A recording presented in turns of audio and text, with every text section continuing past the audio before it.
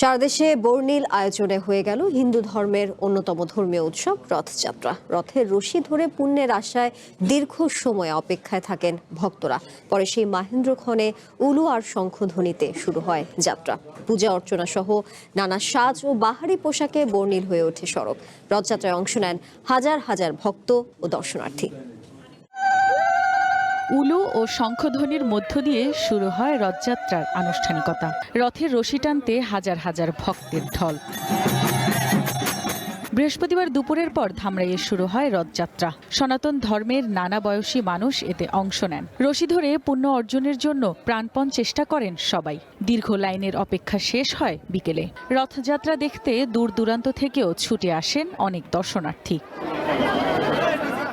বন্দরনগরী চট্টগ্রামেও উৎসব মুখর পরিবেশে সনাতন ধর্মের রথযাত্রা অনুষ্ঠিত হয়। হাজারো ভক্ত, অনুরাগী ও দর্শনার্থীর অংশগ্রহণে উৎসবের নগরীতে পরিণত হয় বন্দরনগরী। বর্ণিল হয়ে ওঠে বিভিন্ন সড়ক সরণি। ভগবানকে স্মরণ করার জন্য আর ভগবান আজকে আমাদেরকে দর্শন দেওয়ার জন্য এই রাস্তায় নেমে আসে।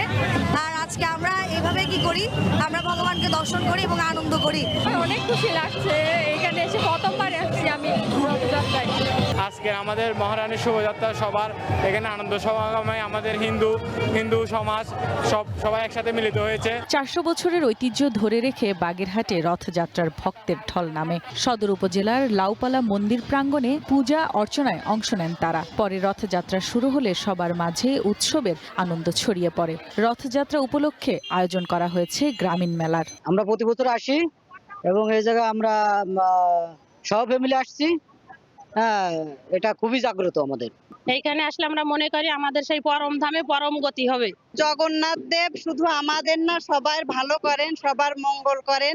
গাজীপুরের ভাওয়াল রাজাদের শতবর্ষের ঐতিহ্য অনুসরণে প্রেস ক্লাব বটমঞ্চে অনুষ্ঠিত হয় রথযাত্রা। ধর্মীয় আচার অনুষ্ঠানের শান্তিপূর্ণ এই আয়োজনে অংশ নেন স্থানীয় সংসদ সদস্য সহ বিভিন্ন রাজনৈতিক দলের নেতৃবৃন্দ। পরে সনাতন ধর্মের অনুসারীদের শুভেচ্ছা জানান তারা। তারা ঐতিহাসিকভাবে এই রথে পালন করে আসছেন, সেগুলো আমরা সকল কিছু অ্যাকোমোডেট করার ব্যবস্থা করেছি এবং ইনশাআল্লাহ সুন্দরভাবে তারা যেন এই রথ উৎসবটি সম্পন্ন করতে পারে, সেজন্য আমাদের সার্বিক সহযোগিতা থাকবে।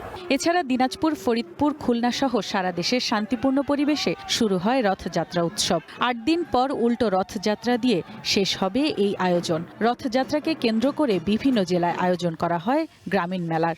মেলায় তৈজসপত্র সহ নানা পণ্যের ঐতিহ্য অনুসরণে প্রেস ক্লাব বটমঞ্চে অনুষ্ঠিত হয় রথযাত্রা। ধর্মীয় আচার অনুষ্ঠানের শান্তিপূর্ণ এই আয়োজনে অংশ নেন স্থানীয় সংসদ সদস্য সহ বিভিন্ন রাজনৈতিক দলের নেতৃবৃন্দ। পরে সনাতন ধর্মের অনুসারীদের শুভেচ্ছা জানান তারা। তারা ঐতিহাসিকভাবে এই রথে পালন করে আসছেন, সেগুলো আমরা সকল কিছু অ্যাকোমোডেট করার ব্যবস্থা করেছি এবং ইনশাআল্লাহ সুন্দরভাবে তারা যেন এই রথ উৎসবটি সম্পন্ন করতে পারে, সেজন্য আমাদের সার্বিক সহযোগিতা থাকবে।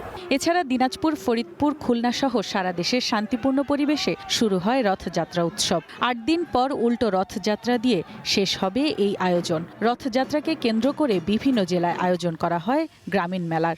মেলায় তৈজসপত্র সহ নানা পণ্যের পসরা সাজিয়ে বসেন বিক্রেতারা। রওশন আরা তানিয়া, ওয়ান ন্যাশনাল ডেস্ক।